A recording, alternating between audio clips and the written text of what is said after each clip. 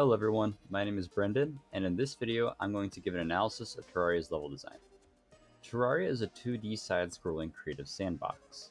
Now, level design seems like an odd topic for a game that uses procedural generation. Procedural generation is going to create the worlds randomly, and this is going to make the game differ from player to player. And that's true. How can I deliver an analysis on one world when someone else's world looks completely different? I'm going to start by breaking down a Terraria world. Although they are procedurally generated, all worlds have commonalities. Here's a map of a Terraria world. It's a lot to take in, but bear with me. Each world will always have two oceans at the far ends on the surface level. The center of the level will always be this grassy plain, and there will always be a desert, a tundra, and a jungle. These areas, which are referred to as biomes, make up a Terraria world. While the layout changes, the core gameplay elements that differentiate biomes still exist. That is, each biome is going to have unique monsters, unique dungeons, and unique items. All of these are going to rely on the biome they reside in.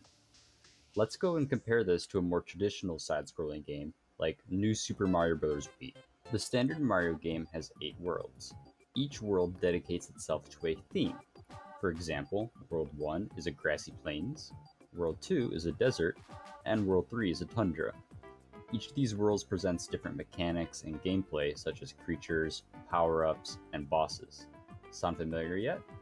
If you look at the entirety of the Super Mario Bros. Game, the game is a collection of themed worlds or biomes.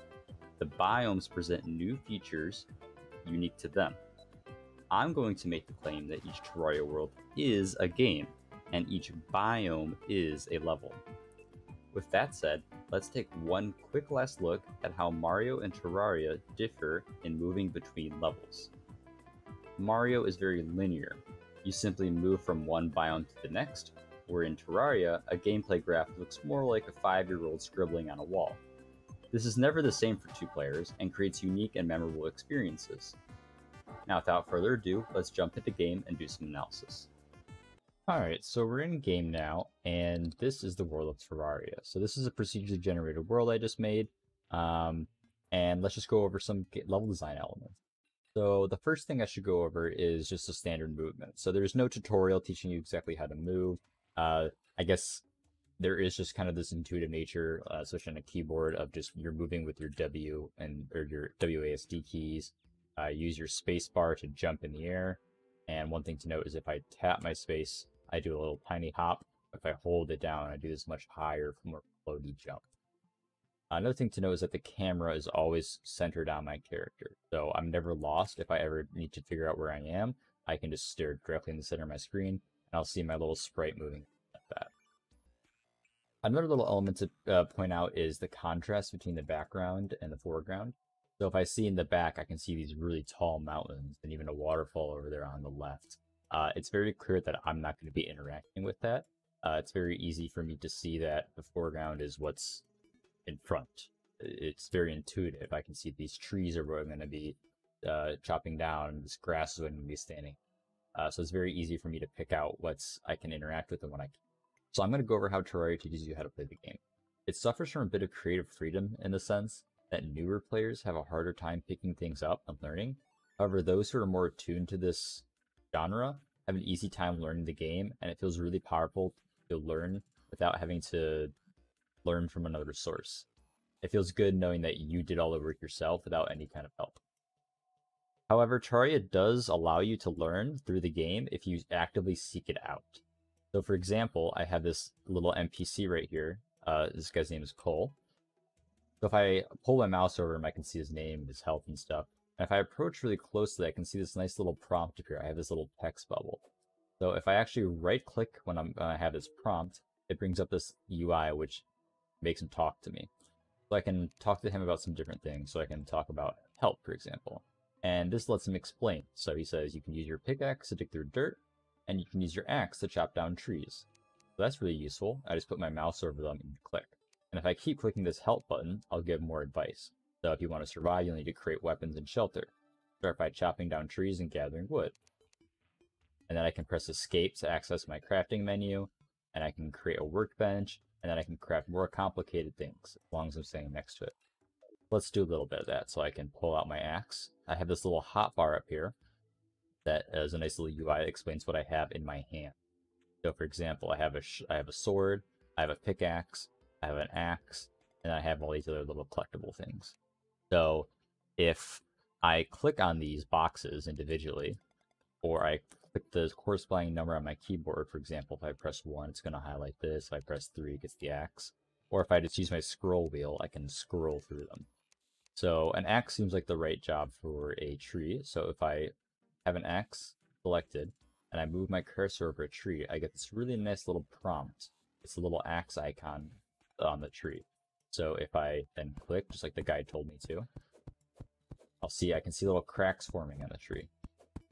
And then sure enough, after a little bit, the tree kind of explodes into these little items on the ground. And if I just walk over them, I can find myself some wood. So then if I press escape, like the guide explained, I'll get my entire inventory. So see, here I see some other items. So I can see I have a lot more slots to store my belongings. And then down here, I have this little crafting UI. So I can see what I'm making. So I can make a torch, and it takes 1 gel and 1 wood to make some torches. So if I craft that, now I can place these torches in my inventory, and now I can provide myself with a light source. Just like that.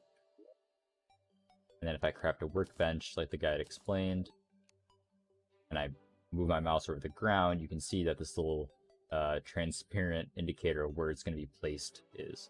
Then if I click on the ground, boom, we have a crafting bench. So now if I press escape, like the guide said, I'll have a lot more options to craft different things. So I can craft armor, and this gives some little notes on the item. So example, for the helmet, it says it's equipable, and it has a defense value. So I can get all these little tags on the item that explain what they do. So I can have weapons that explain, oh, this one gives me damage, this one gives me armor, and all different other sorts of things. So the next thing I'm going to go over is the combat. So Terraria is a very, although it's creative, it's very focused on the combat. The end goal of the game, so to speak, is to defeat the final boss. And there's a long laundry list of other bosses you have to defeat to get there. So if I look at my upper right of my HUD here, I can see I have a health bar. So this is these heart crystals, and I'm currently at 100 out of 100. As I take damage from enemies, this will go down.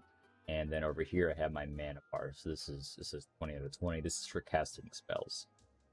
So finding enemies is pretty simple. They usually come to you. So if I see this little green blob right here, I can see green slime. It has 14 out of 14 health. And if I break this wall I made earlier, I'll see that once I touch it, my character visibly kind of gets knocked back. They flicker for a bit, indicating that I'm kind of invincible. And then I take some damage. So if I look up here, I can see that my heart crystals are a bit lower. Conversely, I can also see the green slime's health bar. I can see the bar below it. It's very red right now, so I know it's low health. And if I hit it once, I'll take it out. And then I'll get some free stuff for that. Okay, so let's go off and do a little bit of exploring to explore the different kinds of biomes.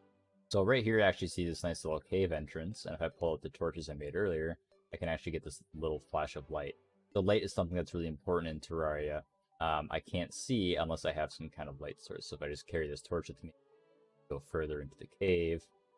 And generally speaking, the further down you go, the more dangerous things get. But it feels pretty intuitive. So if I notice right here, I actually see this little brown box. And when I put my cursor over it, I get this little flashing chest icon. So if I right click that, I can actually open a chest. And I can actually get some loot. So I can get some equipable things, I can get some copper bars, I can get weapons, potions, all sorts of things. So each of these things is great at describing what it does. So for example, this is a consumable, meaning I can click on it and it'll consume it, and it teleports me to the home. It gives me a nice description of what it does. So let's see, if I click this, I'll teleport right back to the spawn. So that's really nice and helpful. These potions increase night vision. This is equipable, so if I equip it, I right click that, it goes into my inventory over here, where I can see the items I have equipped onto my character. So this gives me 5% increased movement speed and 2% melee speed, so that's kind of nice.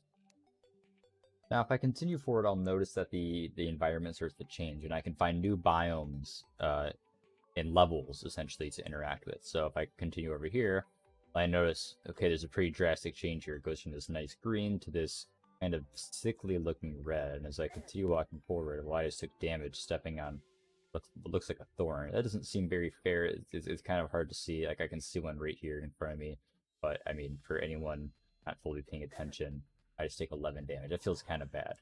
But as I continue forward, I can very quickly find that this is a hostile environment, regardless if I'm a new player or an advanced player.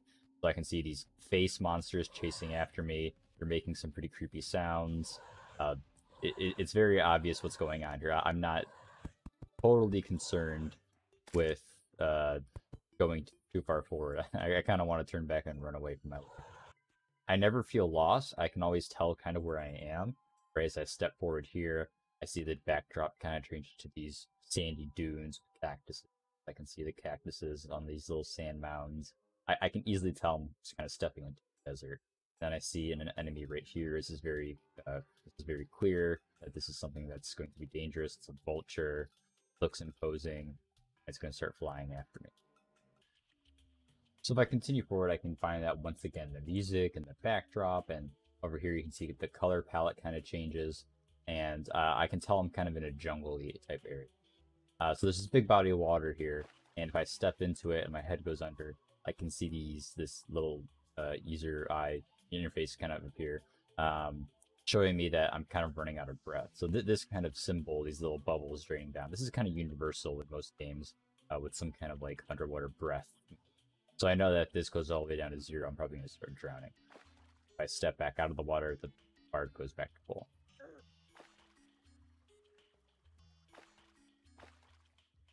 So as I'm in the jungle, you can see how already the level is changing. I'm being swarmed by jungle slimes now. So it's obviously way less safe and way less friendly than the nice plains I was in earlier. Okay, so I just found this little cave in the jungle, and I'm going to go exploring and show how the wild level of the game, so to speak, the height, actually changes how different biomes work too. So if I go into this underground jungle, things are going to become a lot more dangerous a lot more quickly. The surface was even threatening, but as I go deeper, different kind of creatures are going to be appearing. I'm going to find different kind of structures and all sorts of things. So already, that was pretty quick, I found this kind of beehive structure. Looks like honeycomb. So if I dig through it, I'll make some bees come out and attack me. Sure enough, I might even just die. So lots of different things go on in different heights of the game. So in this Terraria world, we're kind of in a seemingly static kind of position where the world's not changing. Once you've kind of discovered something, it's just there. How does that change? Like in a game like Super Mario, when you're running through levels, you're kind of just advancing through at one time, but there's more to advance through. So you kind of just run out of content, so to speak, quicker in Terraria. However, there are lots of different ways to change the level. Of course, you can just change it yourself by destroying blocks, building a house, for example, do those kinds of things. But the big way is actually defeating bosses, and that actually drastically changes the game. So pace is constantly being updated, and it's all player driven as opposed to just the level being static like in Super Mario. So you can be exploring at your own pace and carving your own path, which is really liberating because for players who don't like to do as much combat and they just like to or building kinds of things, they have that option. As opposed to players who are really into the combat aspect can just go from boss to boss to boss, right on. Well, I guess that about covers my analysis on Terraria's gameplay and level design. I hope you enjoyed, and I'll see you later.